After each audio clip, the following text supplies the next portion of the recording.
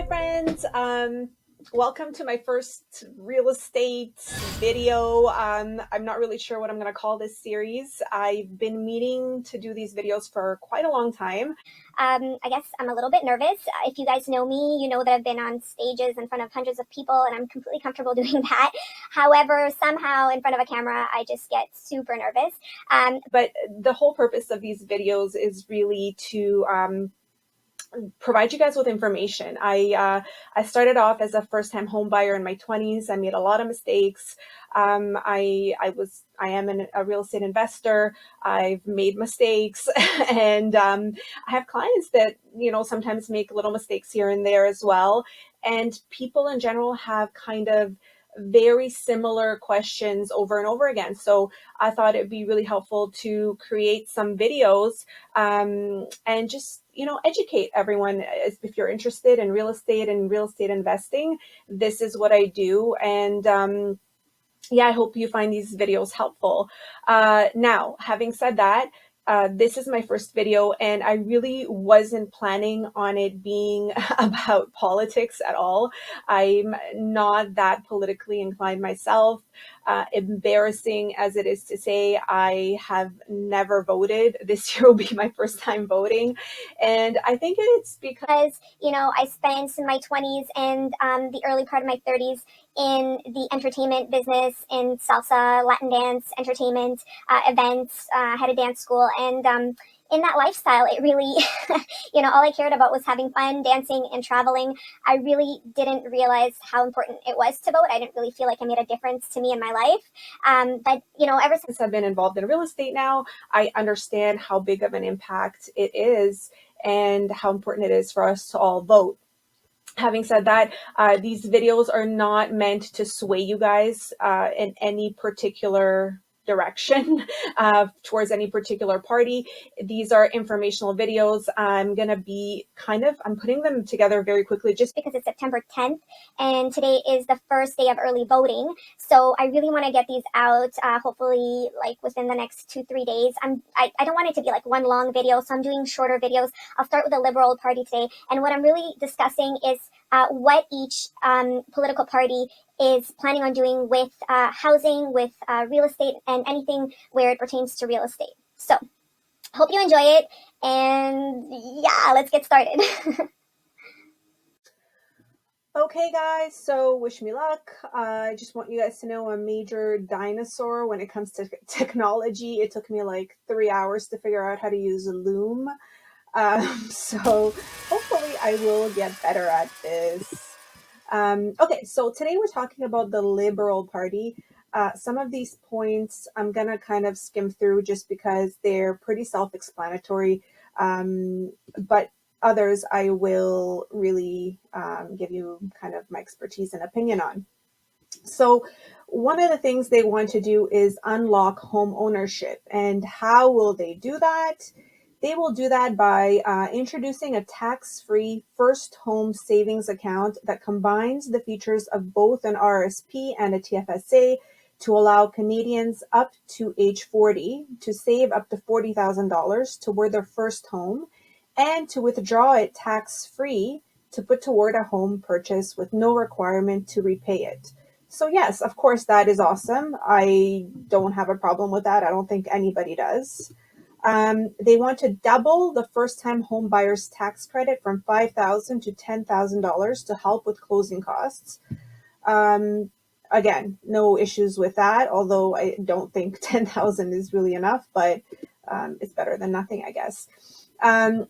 They want to force the CMHC, which is the Canada Mortgage and Housing Corporation, to slash mortgage insurance rates by 25%, which is a $6,100 savings for the average person, and increase the insured mortgage cutoff from 1 million to 1.25 million, and index it to inflation. So if you don't know what the CMHC insurance is, it's basically if you're a first-time home buyer, you qualify to purchase a home with only a 5% down payment as opposed to a 20% down payment.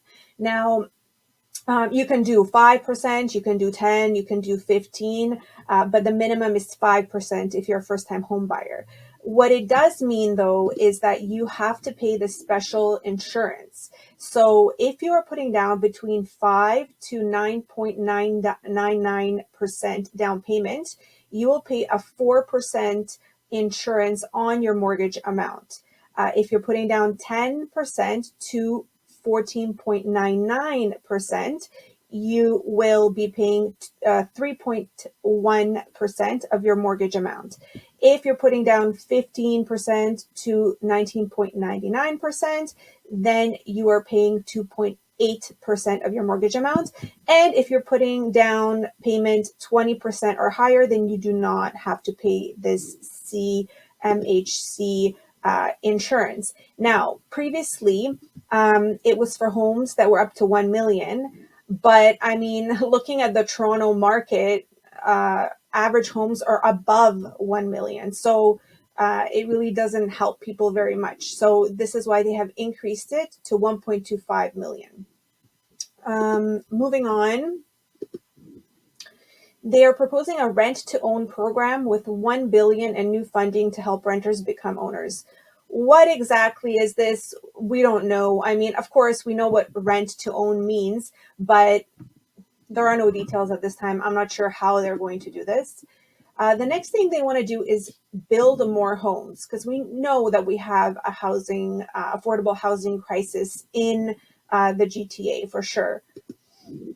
They want to invest 4 billion in a housing accelerator fund for the creation of 100,000 new middle class homes in 4 years. This will provide the tools to municipalities to increase supply, reduce approval times, establish inclusionary zoning bylaws, and encourage transit oriented development. Do I believe this? I don't know. I generally don't believe anything that politicians say. I don't know. It sounds nice, but let's see. A promise of 2.7 billion over 4 years to build or repair more affordable homes. Again, just one of those promises. Let's see.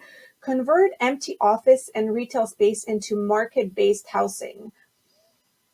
I could see this upsetting a lot of real estate investors. I could see this upsetting a lot of commercial landlords. I don't know. I see this as a red flag. I don't know about this one. Let's see what happens if they do implement that.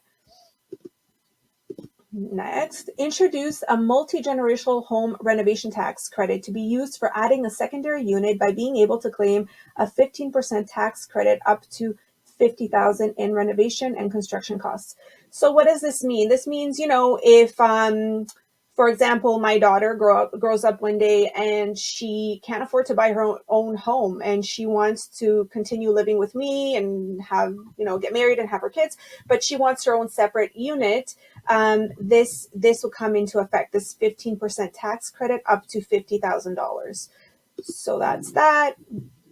And this is where it kind of gets a little bit sticky. Protect your rights. So let's see what they want to do to protect your rights. They want to put a 2-year ban on new foreign ownership in Canadian housing. So foreign buyers will not be allowed to purchase a non-recreational residential property. As it is, we have a lot of foreign investors that are, yes, they are driving the real estate market up, up, up, up, up.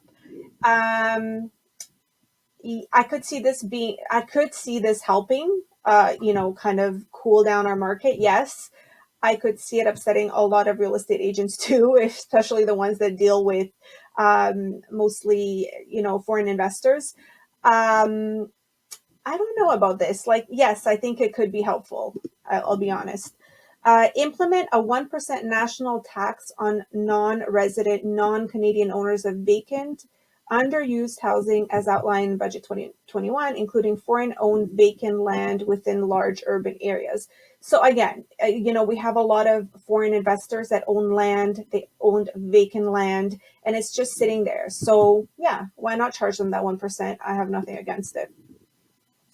Here's, the moment I see will review, I think this is just for show. I don't think they're going to do this at all. They will review the tax treatment of large corporate owners of residential properties such as REITs to curb excessive profits, and will also review the down payment requirements for investment properties to limit speculation. And REIT is a real estate investment trust. It is a company that makes investments in income producing real estate. So they are saying they're going to do this, but just the wording is so like, I don't think they're going to do anything here. Let's be honest. Look at this. We'll review, we'll also review, we'll think about it, we'll consider it. And then they will strengthen the federal oversight of the housing market by establishing the Canada Financial Crimes Agency as Canada's first ever national law enforcement agency solely dedicated excuse me, to investigating and combating all forms of major financial crime, including money laundering in the housing market. There's a lot of money laundering in the housing market. Excuse me, in Canada. Oh my gosh. Coffee or something. Jeez, this is coffee and nothing else. Although maybe I should have spiked it. Had to take the edge off. Anyway, the problem with this is additionally, the power of federal regulators will be increased so they can respond to housing price fluctuations. So now there's going to be this new agency that's basically going to have a bunch of new powers that we don't know about. I don't know. It's up to you guys. You guys have to think about it. What do you think? Establish an anti-flipping tax on residential properties, requiring properties to be held for at least 12 months to reduce speculative demand. I mean, they've already been cracking down on this. They've really been cracking down on this. I don't know how this is any different from what they've been doing, but I bought a condo, and this is several years ago, and I held on to it for about a year, I think 14 months. And they called me and they were like, "Oh, are you flipping this or what's happening?" So I was like, "No, it's my home." Now here's where it gets very, very sticky. Here we go. So they want to introduce a home buyer's bill of rights to ensure the process of buying a home is fair, open, and transparent, including banning blind bidding. Okay, so this is what I want to talk to you guys about. This is what I want to explain. Currently, the situation is when, let's just say I want to sell my house and I put it up on the market and I put it up for, let's just say 900,000. Okay. Joe comes along and puts in an offer for $1 million. Stacy comes along and she wants to put in an offer. My realtor has to notify Stacy and her realtor that we already have an offer in. However, he or she cannot tell them how much the offer is for. So it's kind of like a blind bidding situation. The problem with this is that, unfortunately, it encourages a lot of sleazy realtors to do bad things. Who's to say that my realtor wouldn't tell their realtor, "Oh, you know what? We already have 3 offers in. We already have 4 offers in." Yes, there are records, and there have been times where realtors have gotten in trouble for that, because you can launch an investigation, and if you do get in trouble for doing that, you get fined and everything. But a lot of realtors, and let's be honest, I think there's about 65,000 registered realtors in Toronto Real Estate Board. So a lot of realtors, it's a dog eat dog world out there, and not everyone has the same level of ethics and morals, and people are willing to cross that line in order to get their client more money, in order to increase their commission, et cetera, et cetera. So I was in a situation where I was buying a property, and I wanted to put in an offer, and my agent calls me back and she says they already have 2 offers in. Are you sure you don't want to increase your offer? Of course, she can't tell me, she doesn't know how much those offers are for. So Personally, I don't like the whole blind bidding situation. I feel that it should be more transparent. I think it's fair. You know, if my property is listed for 900,000 and if someone comes in with an $850,000 offer, well then the next person can make an informed decision of whether they want to offer more or not, or how much more they want to offer. Um, and at the end of the day, it's my choice whether I want to accept either offer. I don't have to accept any of them. So this is my personal position on the matter. The Toronto Real Estate Board does not agree with this. I guess because in a way it could be very detrimental. For example, let's say I put up my house for 900,000 and somebody comes in with like a low ball offer, like a 500,000, right? Then of course, anybody that comes in after that is gonna, like, they're not gonna give me anywhere close to 900,000 because I received this low ball offer of 500,000. So, I do believe there should be more transparency. However, there should also be rules and regulations as to what kind of offer you can go in with. You know, I don't think they should allow people to just kind of offer anything. At, you know, if there's a certain listing price, you need to kind of stay within a range. That's just my personal opinion. But again, this is a big one. This is, a lot of people are upset about this. So this is one worth talking about. They want to establish a legal right to a home inspection. Again, you know, what we just saw in the spring is people were going in with, you know, there were like houses were getting multiple offers. Like we're talking like 10, 15 offers, and people were going in like 500,000, 500,000 over asking, with no conditions, no mortgage pre-approval, no home inspection. And the market was just so crazy, especially in York region, Vaughan, Markham. And you know, people just, they didn't have a choice but to do that. So I think this is a good thing. I think it should be legislated. I think it should be, you know, you need to get a home inspection and that's it. Ensuring total transparency on the history of recent house sales prices on title searches. Again, so if you do a title search, you can see recent house sale prices. Requiring real estate agents to disclose to all participants in a transaction when they are involved in both sides of a potential sale. This is already the case, so I'm not sure how this is any different. If I'm representing a client that's selling their home and somebody comes in and wants to buy that home, my fiduciary duty, my legal duty is to notify. Obviously, my client will know that I represent them, but I do need to notify both clients that I'll be representing both of them. Um, Creating a publicly accessible beneficial ownership registry, ensuring banks and lenders offer mortgage deferrals up to 6 months in event of job loss or major life event. I think that's fair. And requiring mortgage lenders act in the buyer's best interest. I'm not sure what exactly that is. And stopping renovictions. So renovictions, if you don't know what that is, basically, in Ontario, the law states that a landlord cannot evict you for any reason. They need to have specific set of reasons. One of those reasons is if they plan on doing a major renovation to the space. And then they have the right to evict you for that reason. Another reason would be if they were to use that space for themselves or their child, or I believe their spouse or their parents. So I could see a lot of landlords having issues with this. I mean, as it is in Ontario, laws are generally on the side of the tenant.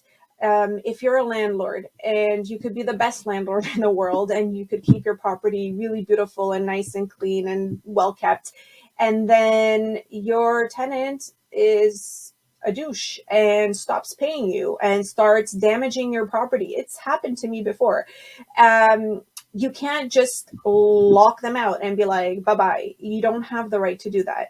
You have to go through the landlord tenant board and you have to wait for for a hearing, and this could take months, and then the and then the sheriff will come out and evict that tenant, and this could take another couple of months, and we're talking like 6-8 months down the road after the tenant has done like thousands of dollars worth of damage and hasn't paid you thousands of dollars worth of rent. Now you can evict them, and now you have to start the process of fixing the place before you can rent it out again. And at the end of the day, and you've paid for legal fees unless you decide to represent yourself, which most landlords and people that I deal with, they are working people. They have jobs. They're not just sitting at home, doing their nails or relaxing and getting massages. I think a lot of people have that perception about landlords. I mean, most of the people that I work with are hardworking people. They have their own companies or they work for companies, but they work hard. They work all the time. And so it's really hard. You're carrying a mortgage and your tenants are not paying you. I don't want to go on and on about this, but it's just because I have some experience in this matter. So a lot of times, landlords are already feeling like they have no rights. The two little exceptions that landlords have are you're able to evict a tenant to use the space for yourself, or to do a major renovation, and now they want to take out that one of those. So I don't agree with that. And again, like, the law is already on the tenant side more than it should be, I think. So yeah, that's that. This is my spiel, I think. Oh yeah, and this is just to let you know what TREB's position on that is. And TREB is basically saying, this is the president of TREB, Kevin Krieger. I'm not sure if I'm saying it right. He's saying that TREB has consistently noted that issues around housing affordability are and will continue to be one of the most important issues facing our region, province, and country. It is critical, however, that government actions be carefully considered to ensure that they aid in solving these challenges directly and do not create a host of additional challenges. Consumer choice and consumer privacy should be paramount in shaping government policy. So here he's talking about basically the blind bidding that I was discussing earlier. I'd love to know what you think. What are your thoughts? Are you a homeowner? Are you a landlord? Are you a tenant? And how do you feel about some of these points that the Liberals want to change? And is it a positive for you or is it a negative for you? I'd love your opinion, and feel free to share below. I'm going to do the next video hopefully tomorrow. Discuss the Conservative Party, and then the NDP, and then the Green Party. I mean, I don't know. Can the Green Party win the election? I don't think so, but we'll discuss it anyway. Hope you guys enjoyed this video. Hope I didn't ramble on for too long. I will do my best to get better with getting a little more technically savvy with this. But who knows? I might not even use the screen anymore. I might just talk. Yeah, and if you have any questions about real estate, and I would love for you to send them to me so I can have some ideas on future videos that I can produce for you guys. Happy voting!